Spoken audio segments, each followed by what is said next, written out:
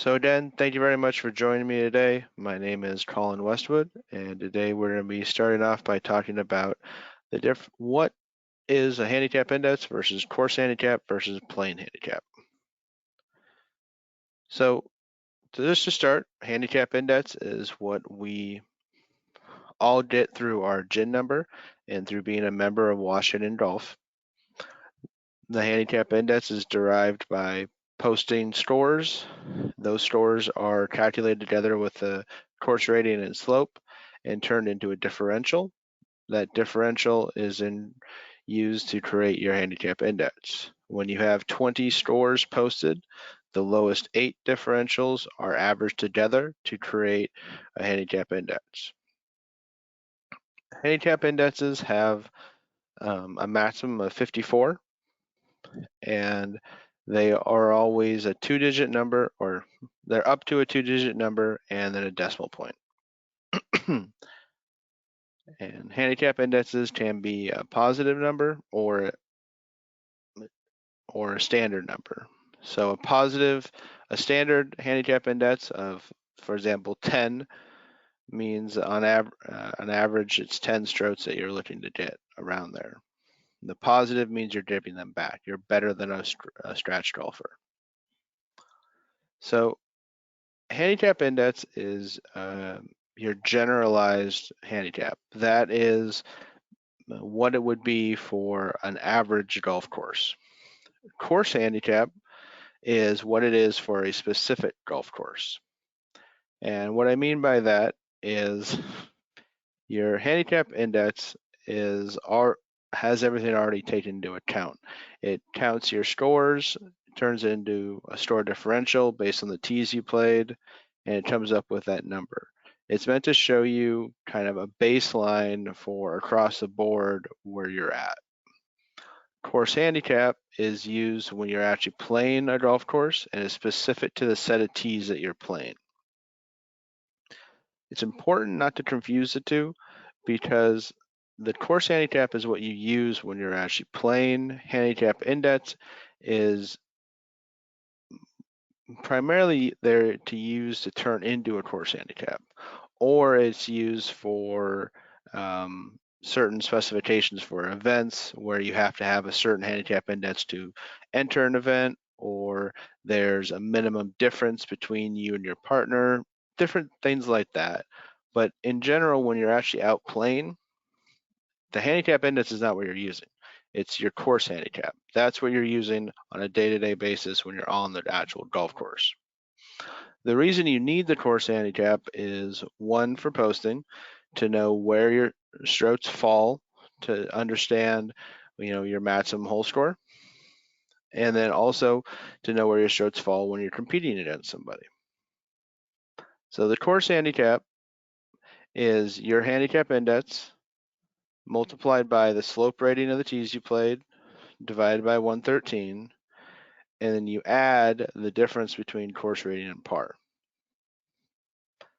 So all that information is specific to the tees that you're playing, so it's always important to do the calculation correctly. A lot of courses will have charts in the golf shop that has this information and a conversion. The easiest way to do it, and the way I recommend, is the GIN app on your phone. That will easily be able to, you can go into post a score or a plane and it will convert it for you. It's a lot easier that way. The course handicap is always a rounded number. The reason it's rounded is so when you're playing, you don't have to worry about getting a fraction of a stroke on a certain hole.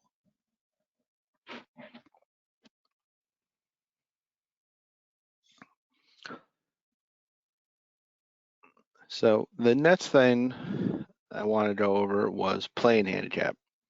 So we have these 3 different terms,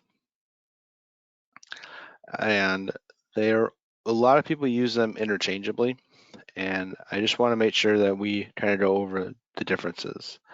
The plane handicap is very similar to a course handicap, because all a plane handicap is your course handicap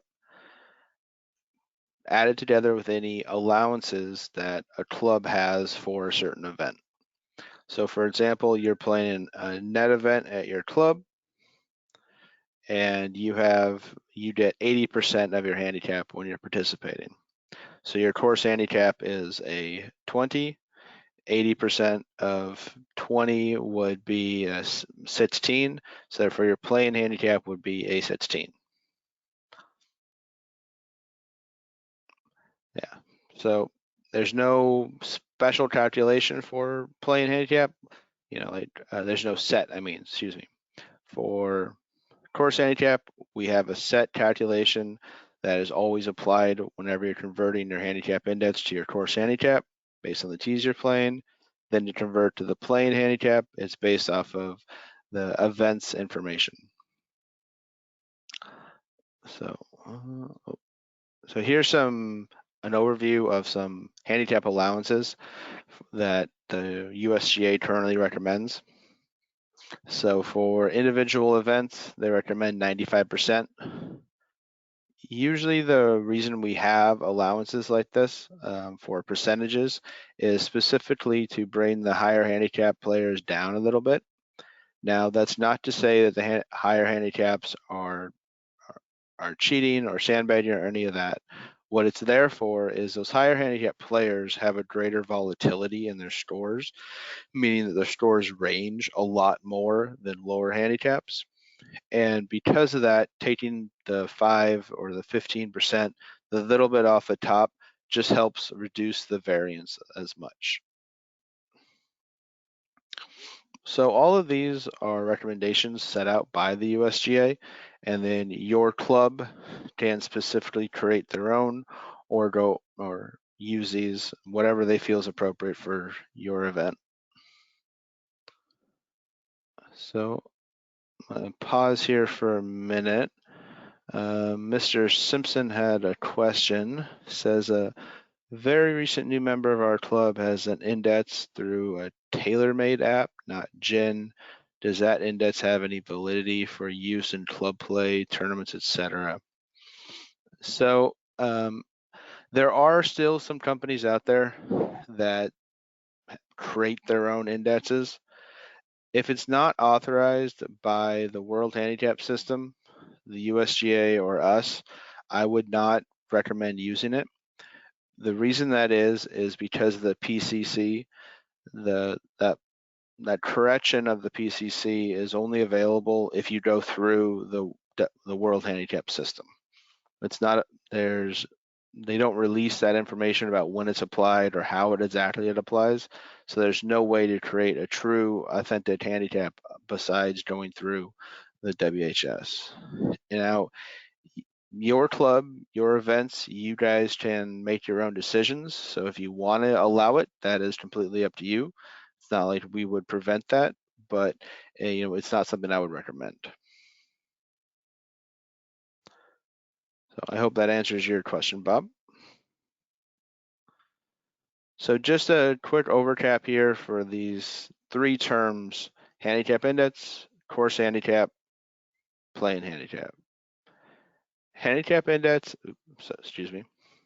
handicap index again is our generalized index that we have that allows us to compete at different courses, and we take that number and we convert it into a course handicap when we're actually playing. When we're playing and we're just out on a golf course by ourselves or with friends, we convert to a course handicap to know where our strokes lie, so that way we can find our max hole score. And then if we're playing in an actual event competition, then we convert to the playing handicap, which is specific for that event. Okay, so we're gonna move on now to the cap system, the hard cap, soft cap. These are probably the two terms that are most confusing to people, and we get the most questions asked about them. So what we're looking at with the cap system is the low handicap index. So the low handicap index is over a 365-day period. What was the lowest handicap index you have gotten through that time. That sets a low handicap index, and it stays there for up to 12 months. A lot of people ask, like, how long is it there? How often does it change? And it's not a question that we can directly answer, because it all varies about how you've shot. If your lowest handicap that you had was exactly 12 months ago, as soon as that date goes past the year, then it goes to the next lowest, which could be right after that, or it could be maybe in the middle. It is all varied about how you play and what your handicap index has been doing and the trend it's taken over the past year. So the low handicap index is what the tap system is all based off of. And what it's there for is to reduce the amount that a handicap index can increase over a year period of time. So it's all about limiting upward movement to 5 strokes. Soft tap happens at 3 strokes, and then 5 for the hard. And what I mean by that is, as soon as your handicap index becomes 3 strokes greater than your low handicap index, the soft tap applies. At 5 strokes, the hard tap, and that's where it stops. Now, the reason that something like this is even included in the system is, 1, to prevent manipulation, and 2, the purpose of a handicap index. The handicap index is not there to show you your average score or to show you your average ability. It's the USGA has always used the term potential ability. Excuse me, I blanked there for a minute. So what we're looking for to measure with a handicap index is our potential. And what they mean by that is, how good can you be? So if a year ago you were shooting 72 and had a handicap of 0, and now 6 months later, 8 months later, you're shooting in the 80s and your handicap would have gone all the way up to a 10 without the tap system, there's a problem there. Now, does that mean just because you're shooting those 80s at that time, do you not have the ability to still shoot that 72? Now, maybe something happened physically, maybe there's an injury or an illness. I'll talk about those things in a minute, but in general, that's just what it's looking at. Is like, just because you're not playing as well as you were 6 months ago doesn't mean you don't have the potential to still shoot as low as you did back then.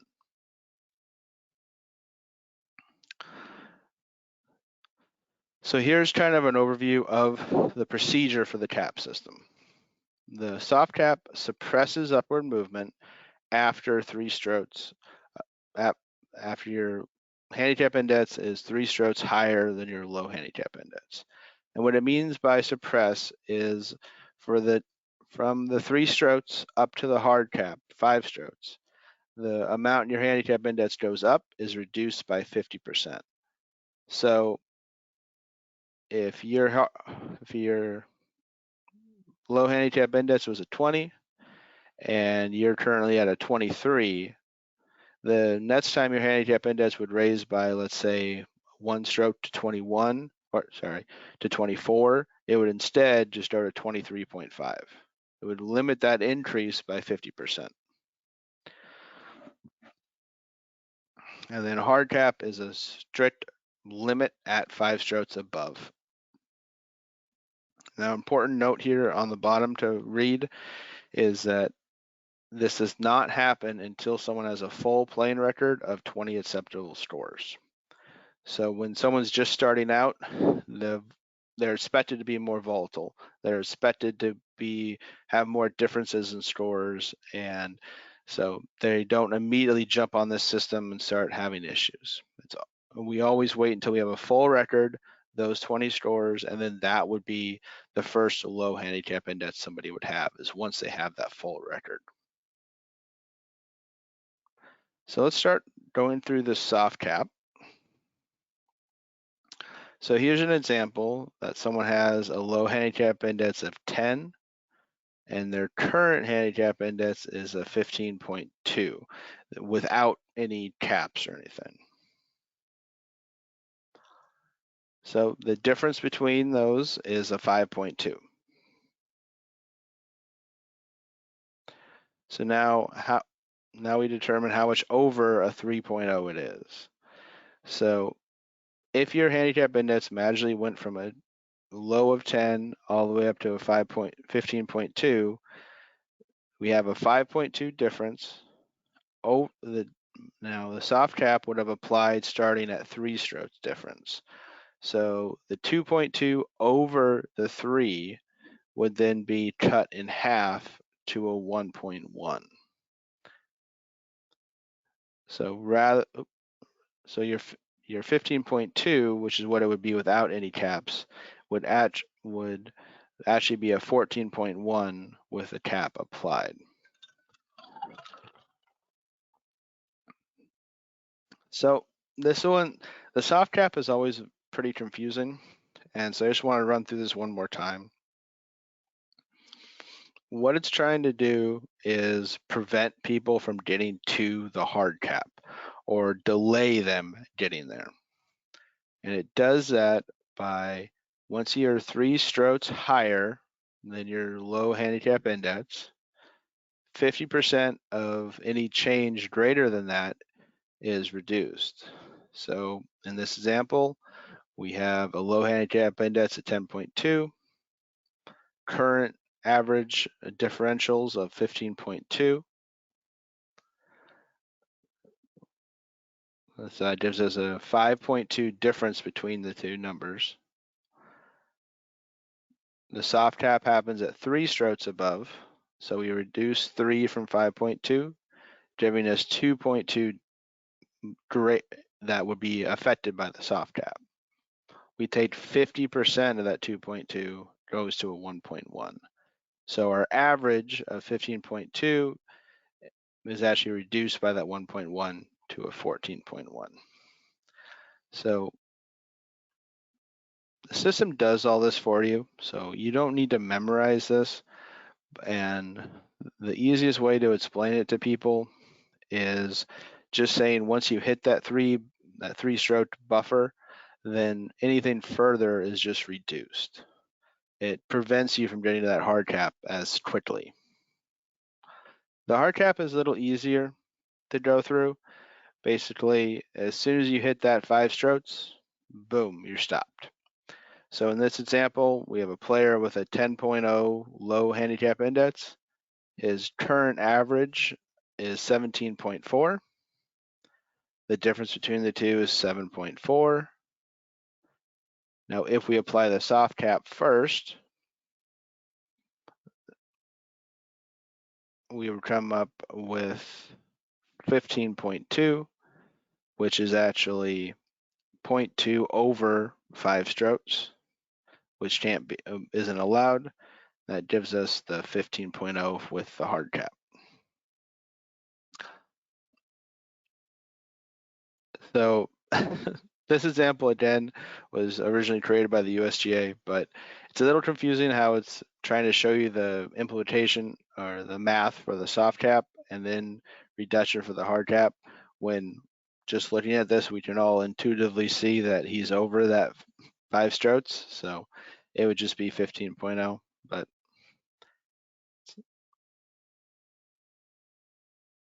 all right. Oh.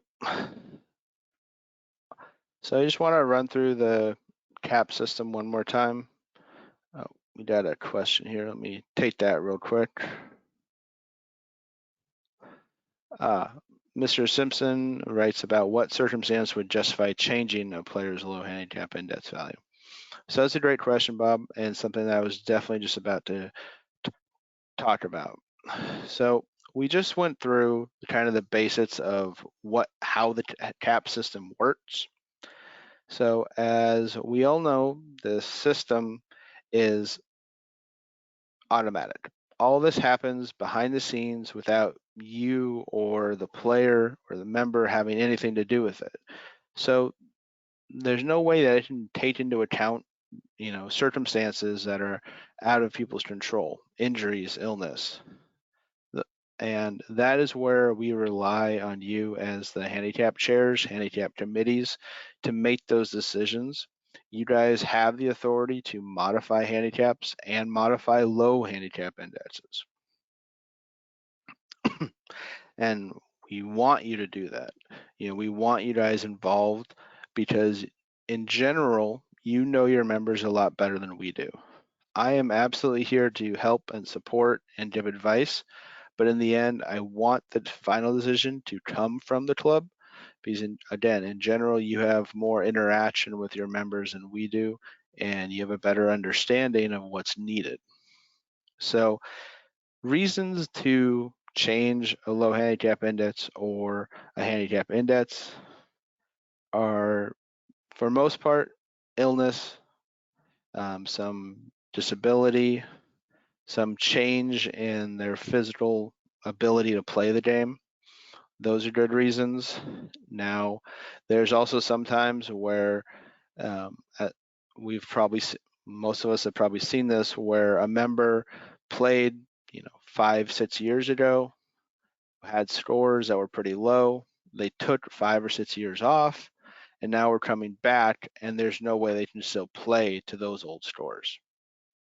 So those are a couple different reasons of why I would be willing to modify a low handicap index. Long periods of time off, illness, injury. Those are all the basics.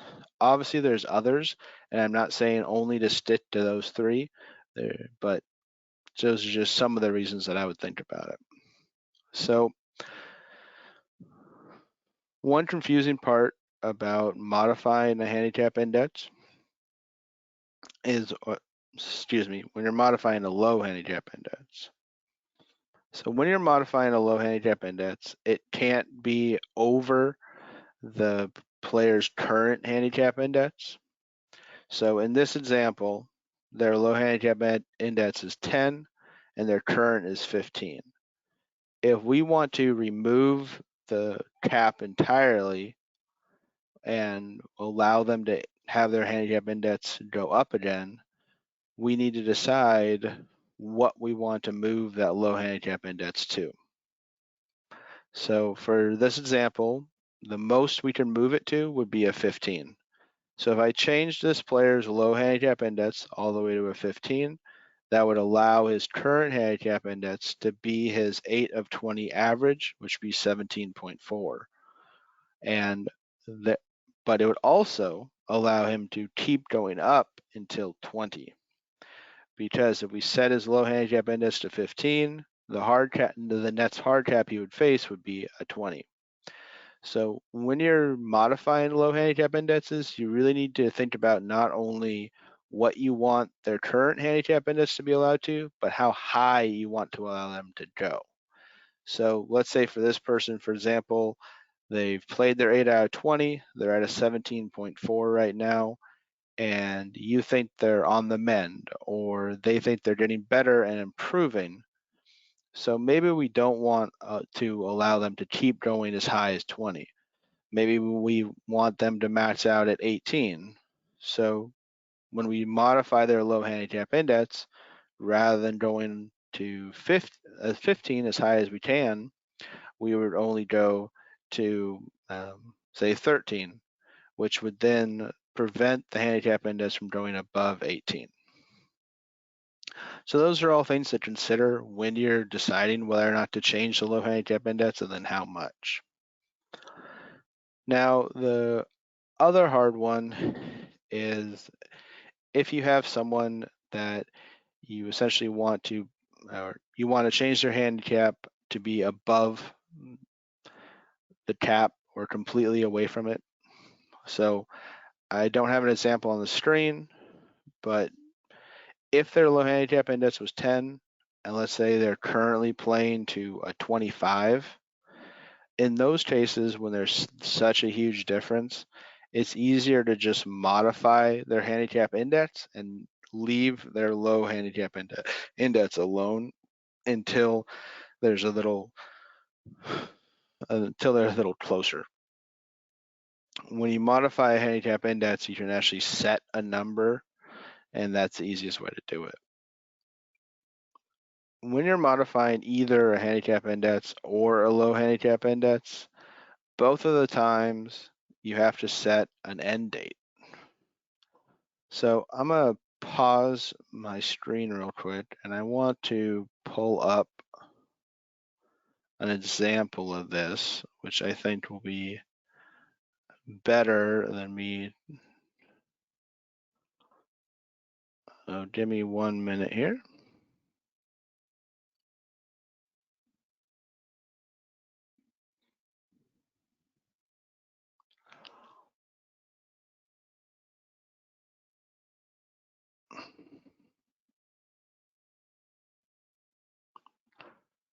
Okay, so I'm currently on the admin portal. This is my personal record. So as you can see, I haven't really been playing. So this is a little different, but when we modify a handicap index straight up, we click modify HI. It brings up a dialog box. There's two options: set handicap index and adjust store differentials. Personally, I do not recommend adjusting store differentials because what it will do, let me show you. So let's say we want to adjust them up by 1 stroke. The adjustment is 1. We set which way we want it, upwards or downwards, and we hit save. We confirm that we want it done.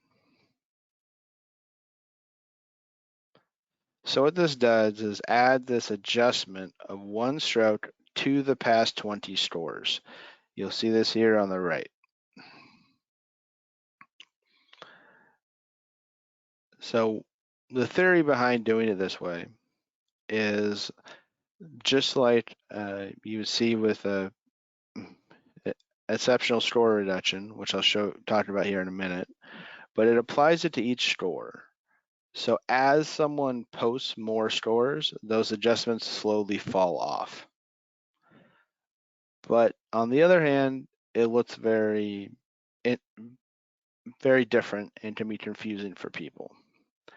My recommendation is going with just straight up set handicap index.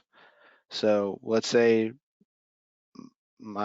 for example, I had an injury, I'm playing to probably a 25 and nowhere near my 18. I talked with my handicap committee, they agree with me. I can come in to modify handicap index. I can set handicap index to a 25, and then I put an expiration date. Expiration date, I usually recommend 2 weeks to a month, somewhere in there. And what that allows is, so let's say we're going to say the end of August. So what this does is it will just force the handicap index to a 25, but on August 31st, it'll drop off. And at that time, our committee can reassess whether or not that modification is still needed, if maybe they're posting more regularly, if they've gotten more scores in and it's kind of evened out on its own. But it's more of a reminder for yourself and in the committee just to look at and see, is this still needed? So the modification system for the low handicap index is a little different. If we click modify low handicap index, we just have one option: to set it to what number we want, and again, put an end date. So for this one, setting to what you think is appropriate and what allows their handicap index to do what it needs is fine. And then end date, I would probably recommend a little further out for this one, like maybe a month to 2 months to again, so you can reassess.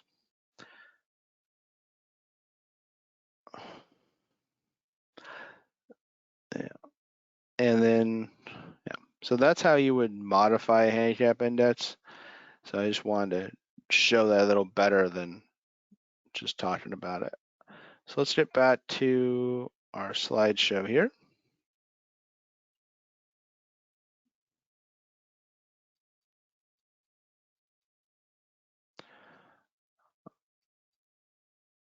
All right. So thank you for being patient with me. So we've covered the CAP system. Oh, sorry, we got one more question here. Let me, Bob, does a modified index revert to a calculated index when it expires? Yes, that is correct, Bob. So if you modify a handicap index, just like I was showing, and you let it lapse, as soon as it lapses, it just refreshes to an updated handicap index or to a correctly calculated one based on the revisions on the revision. So the M goes away and it goes back to what it would be without any modifications. Now that adjustment or those stored adjustments that were the other option, if you do that, it just stays there until those stores are pushed out. So that's kind of the difference. Okay. The next thing I wanted to go over today was the exceptional store reduction. So the two systems that the World Handicap System has to kind of show ability better or help prevent some manipulation are the CAP system and ESC. So the ESR, excuse me, the exceptional score reduction. So exceptional score reduction is an additional 1 to 2 stroke reduction in handicap index if you have a score that is significantly better than your current handicap index. So what this means is if your current handicap index is a 20 and you shoot a score with a differential that is 7 strokes or better, then the ESR is applied. As you'll see here, the 7 to 9.9, you're lowered by an additional 1. 10 strokes or greater, you're lowered by 2. So what this does is in the system, it will put a -1 for that score and then the previous 20, thus reducing your handicap index by 1 stroke. And then as you post scores, those ESRs kind of drop off. So again, remember our handicap index is meant to show a person's potential ability. And if you're shooting in the 80s and all of a sudden shoot 10 strokes better, it shows you have that ability to shoot there. Yes, you may have had a lucky round. Yes, there's other factors in play, but in general, you still have that ability. It's possible you could do it again. So that's what this is kind of looking at. So here's an example of what it would look like if an ESR was applied. So here, this 17 score, we have a 4.1. And if you look at the scores before that, they're in the high teens, 20s. And so he had a handicap index of 12 before that 4.1. With a 4.1, that's a difference of 8 strokes. So the -1 would be applied to that score and all the previous scores. Now, if you have another ESR in the same 20 scores, the negatives add up. So you'll see here, you'll have -1s for the new one, plus it even applies to the ones after that. But you'll also see for scores 21 through 25, since we have new scores that are filling in, those are being slowly pushed out. Those 4 scores from the 17 to 20 are all doubled up because of the multiple ESRs. And the newest scores that are posted after his most recent ESR have no adjustments. So the ESR adjustment doesn't stay on your system forever. It just applies to the most recent 20 stores, and as you play, more of them get pushed out.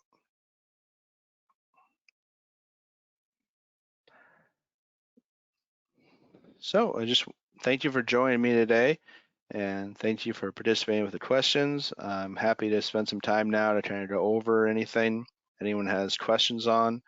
I know the TAP system specifically can be quite confusing, so I'm happy to take some time to kind of go through that. The ESR system, for the most part, you won't see those very often. But just so you know, both ESR and TAP, there is there's reports in the GIN system in the admin portal that allow you to run a report showing anyone that's had an ESR or anyone who's currently under the TAP. So that's an easy way to go back and see, okay, here's some people that I might need to look at, or here's some people that, we need to go further in depth on, like what's happening there. So Bob asks, does ESR lower your course handicap 1-for-1? So no, it does not, Bob. So it's a little more, it depends. So the ESR drops your handicap index by an additional 1 stroke. Since your course handicap is a calculation of your handicap index and the tees that you're playing, it depends on the course rating, slope, and par of the tees you're playing, how much that 1 stroke affects your course handicap. So in some cases, Bob, that 1 stroke would be brought over to a course handicap.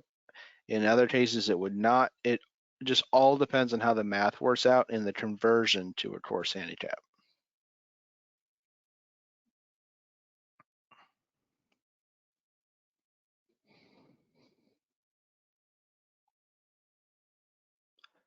All right, so I'm just gonna stick around here for another 5-10 minutes. If you have any questions or anything that I didn't cover, or maybe if there's something that I didn't cover here, but maybe it was a different one that you meant to ask a question on, please just feel free to type them in there, and I'm happy to go through them today.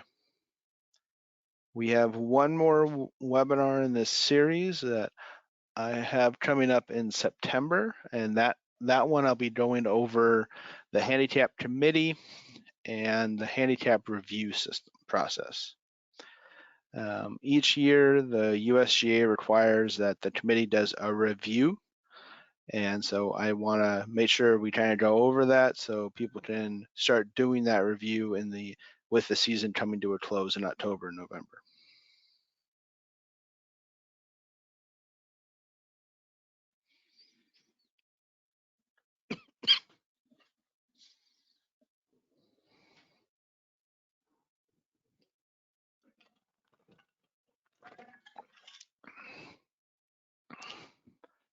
So if anyone thinks of a question later on, please give me a call. My phone number is 253-973-6112, or shoot me an email at cwestwood@wagolf.org.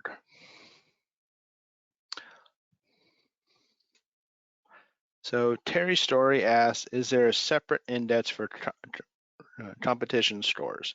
So Terry, there is not currently. Now, coming next year, the USGA has announced that they're creating a new score type called LEAD or L. And what the LEAD scores will allow is to show a lead handicap index. So that's not strictly competition. You would have to change score types from competition to lead. It's more designed for leads that play every week, so you can have a specific one for that. But you could probably make it work for your competition scores also.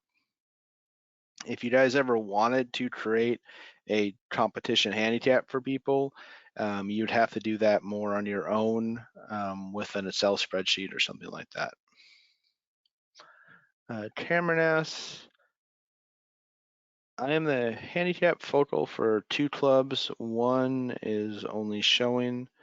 How do I get direct access to both courses? So, Cameron, if you are a handicap chair or on the handicap committee of two different clubs and need access to one, just send me an email and I'm happy to get you admin rights for the other club, or another admin in the club could add you in there. Any admin has the ability to add others for their club. So you can either ask them or shoot me an email, and I'm happy to help you with that.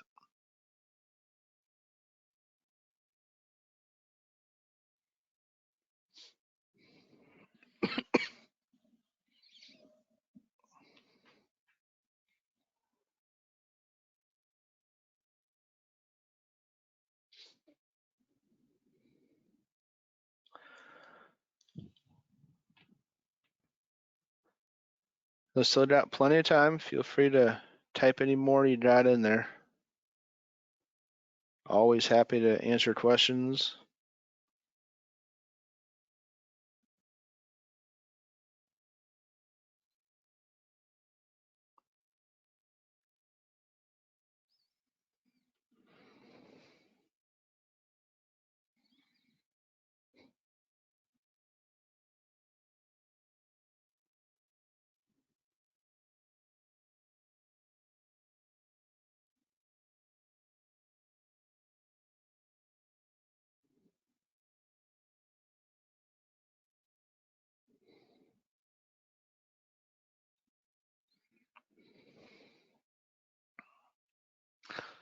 Okay, let's start with Mr. Nordstrom's.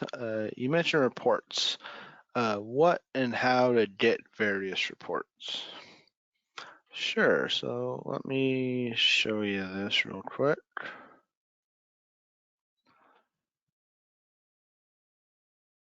So Dud, we are back in the admin portal here. At the top of the page, we have reports. And then there's a couple different tabs here that'll show up. We want to go to templates. And we can scroll here to view all the different reports that are available. So some of the ones I mentioned were the exceptional score reduction report. It lists members that currently have had one applied recently. And then we also have the cap golfer report up here at the top. So you have the option to schedule or view them. Schedule allows them to be emailed to you on a certain basis, and view allows you to run them right away. So another one from Mr. Simpson. Right now, I'm the only handicap chair for our club. If an issue comes up, can I contact you to assist with adjudication? So yes, Bob, absolutely. I'm always happy to assist with any of that. Just reach out to me and we can help you out. I do recommend trying to find some more people to be on a committee. Now, it doesn't mean that they have to do a ton of work or anything, just someone there to, I mean, as I would put it, help share the blame with, someone, because that way it's not like the a player feels that's just you coming after them. It's the committee that's voting and making the decision. So I would try to get at least two other people or maybe one other person and the pro from your club just to be involved with it to try to get some more ideas and more people to kind of share with.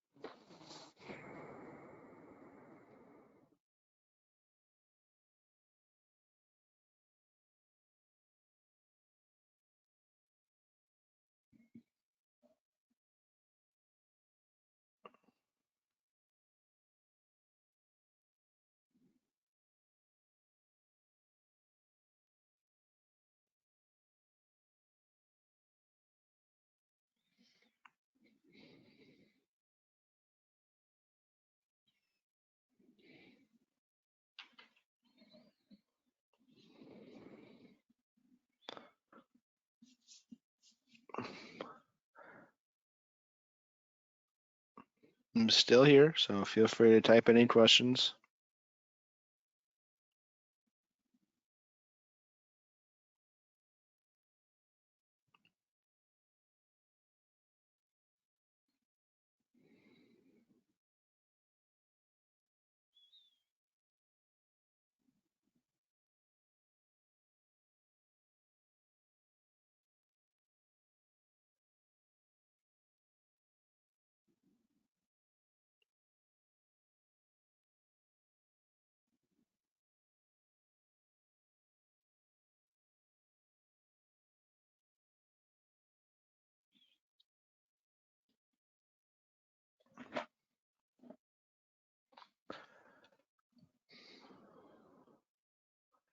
All right, well, I'm going to end the webinar there.